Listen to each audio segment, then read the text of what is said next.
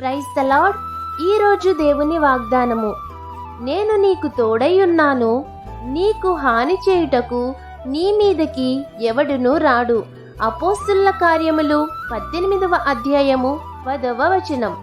ప్రభువే చెప్తున్నారు, నీకు తోడై ఉన్నాను, భయపడవద్దు. నేను నీ దేవుడను, దిగుల పడవద్దు. నేను నిన్ను బలపరుస్తాను, నీకు సహాయము చేస్తాను, నిన్ను ఆదుకుంటాను అని ప్రభువే చెప్తున్నారు. ప్రభువే నిన్ను బలపరుస్తున్నారు. దేవుడే నీ పక్షాన ఉన్నారు కనుక నీకు విరోధి ఎవడు?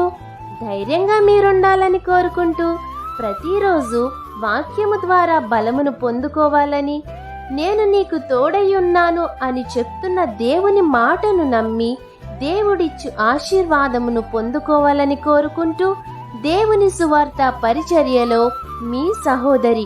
ఆమేన్. God bless you. Download ShareChat.